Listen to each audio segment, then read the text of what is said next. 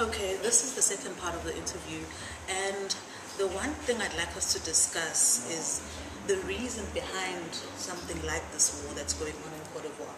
Because one of the things about this continent is that it's heavily divided into Anglophone and Francophone countries.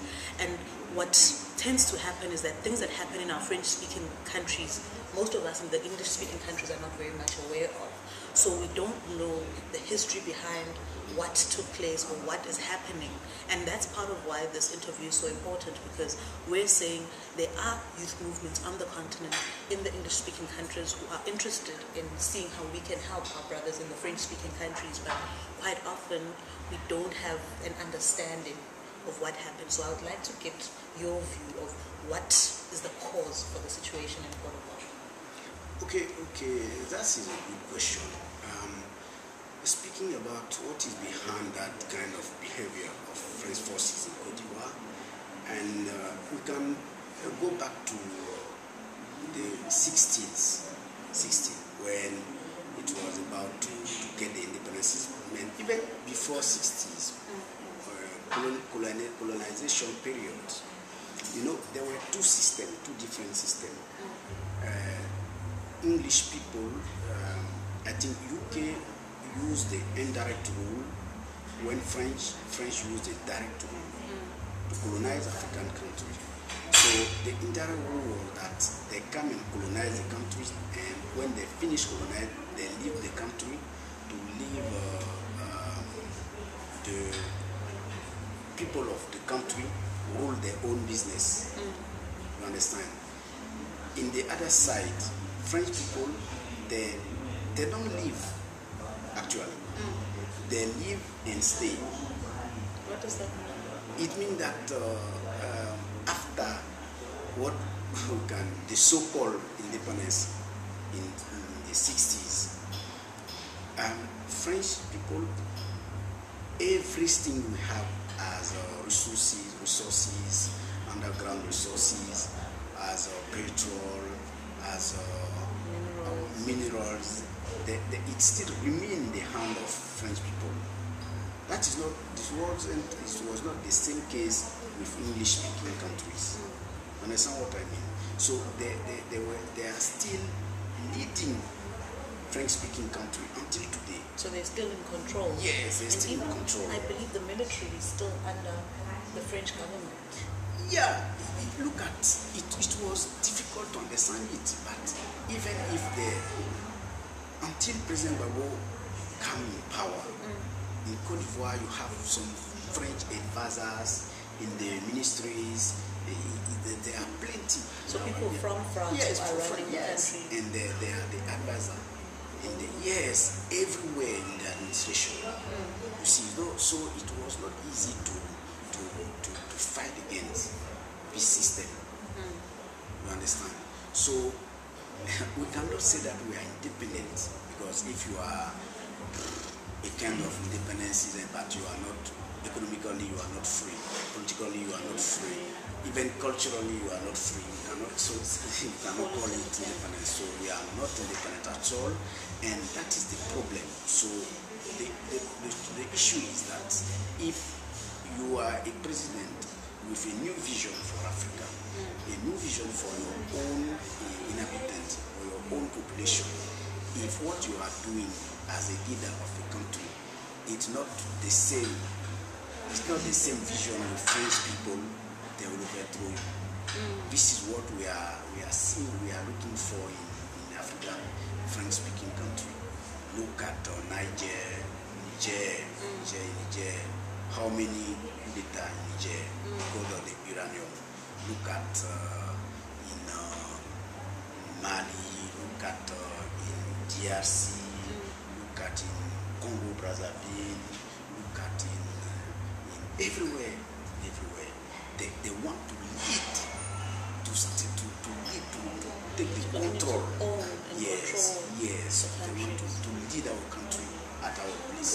And sorry to interject. So President Gbagbo was working against that. That's why. In Cote d'Ivoire, the situation is so complex. You know, the electricity is belong to France. The water is belong to France. the harbor, the main contract in the harbor was given to French people. The petrol contract was given to French people. The communication was given to the license was given to French people. So people of Cote d'Ivoire don't actually benefit from any of them? Any. When President Bawo came, he wanted to see clear and to see the responsibility of each other, because for him, his vision was clear. We have to be a partnership, to settle a partnership between France and Cote d'Ivoire, not like we were a puppet. Yeah. So when they want to say something, they call you to say, okay, do that. We refuse it categorically and radically. We refuse it. We refuse the new colonization. We refuse to be the country where when you are about to take a decision, you have to call Paris to ask them the permission to do that. We refuse. This is there were a red line we could not skip. You understand? So if you refuse that, subsequently you have to be faced with the aggression. You have to face with the bombing. You have to face with the strong force from abroad. That what happened in Cote d'Ivoire. Since we refuse it, we have in face President Sarkozy, who wanted to control our resources. And now President Gbagbo was bombed. Now they settle the puppets. So that the current president can do everything they ask, because they come to settle him and he has something to give back. And how do the rebels get access to things like arms and things? And what benefit would people of your own country have from killing their own fellow men? Is it all just for money? Or? I cannot, because I think that the rebels was settled in Burkina Faso. Okay. They were training in Burkina Faso for long before attacking the country. Compaoré. Yes, because Compaoré is in West Africa the one who organized all the rebellion in the countries. So they were there. Everybody was nowhere. When we were complaining, they were saying that no, this is not for attack to attack you. And one day, they start attack. And when we try to resist, they divide the country into two. And they were giving money to rebels. They were giving them weapons to come and take the power. When we know it, we stop it, and we did an agreement between President Gbagbo and the rebels. How did that system work? How did the process work? Was it facilitated by someone, or was it just the two parties on their own? Yeah, we start to applicate the agreement. We started, but we didn't finish it because they refused. The main point was the disarmament. When it came to do that, they refused. Okay. They refused. So I think it was a very great plan. The negotiations. Yes, then there was a plan, and they knew where they were going. They knew, but we were just thinking that we can talk about democracy, about freedom, about election. We didn't know that it was a very war, serious war for African because I think it is a new form of colonization to create conflict between people in the country at the same time taking the resources at the same time. Look at Libya. Today Libya is the country, but they are taking the petrol. They are pumping the petrol. Look at Cote d'Ivoire. I'm not sure that the situation will be clear. I think, unfortunately, we are going straight to civil war. And it is not my wish. You wouldn't want that to Yes, happen. I don't want it Yeah. to happen, but I'm sure that something, because people cannot accept and support what happened. Yes, in Cote d'Ivoire. And when we will be fighting each other, against each other, they will take our petrol slowly but surely. And as long as we will be fighting, so we take our resources. And when we will be aware to know that we have to stop, it will be over. It will already happen. Yeah, they finished to take it. So we are here in exile, and as a leader, we cannot give up at all. We cannot give up because we believe in struggle. We know that we have to fight. We know that we are not the first generation fighting. Before us, there were plenty generation. But we have to do our part. Yeah. We have to do what we have to do, and give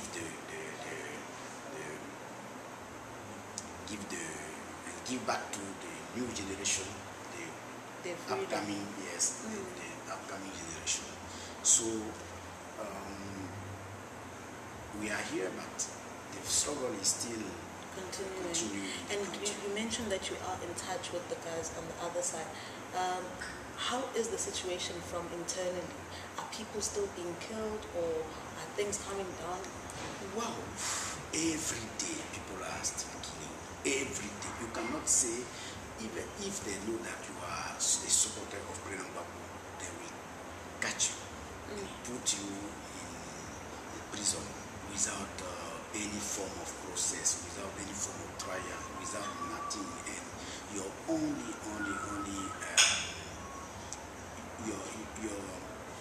your sin is being just support President Babu. And this is horrible today in Cote d'Ivoire. I remember yesterday when we were talking, you mentioned some of the things that are happening to people while they're in prison. Please, can you just explain? We are facing, I cannot qualify it. It is like Soviet times. You know, you have some places when they catch people, they go with them. They not a prison, but it's somewhere when they will beat you, do what they want to do to you, even to put the iron in your back to make you suffer. Yes, to burn your back, even to cut your fingers, even to you see, like people were doing in Sierra Leone. They ask you if you want to a shirt with longer. Yes, if you like it, they cut it. If you don't want it, they cut it. Oh my goodness. But something happened in Cote d'Ivoire which is terrible. Such people will know it will be late.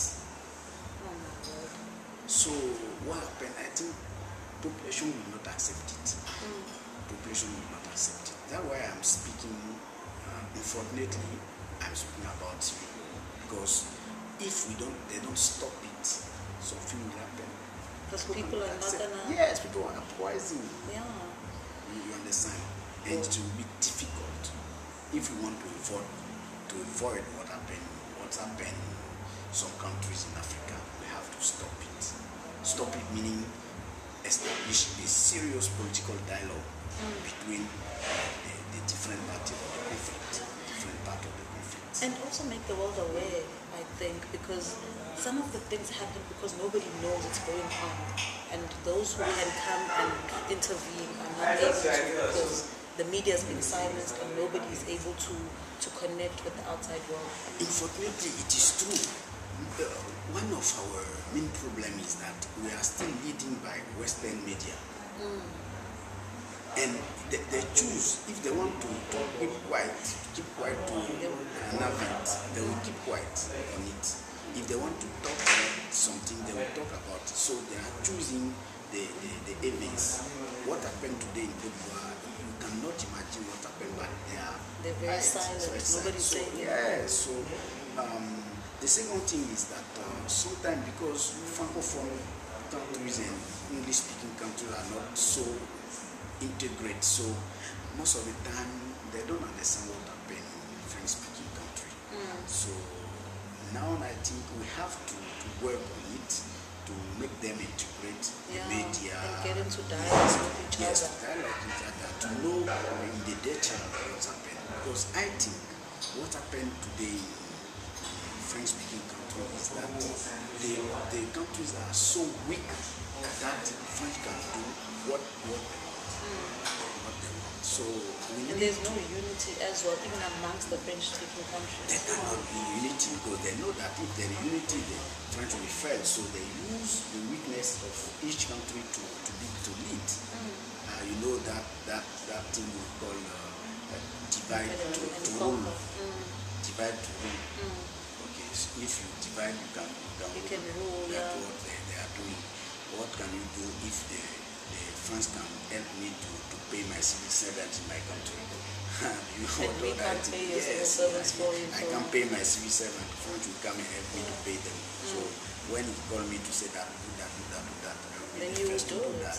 Yes. So thank you so much. I think we'll stop the second part of our interview there, and we'll continue on just a little. glad to be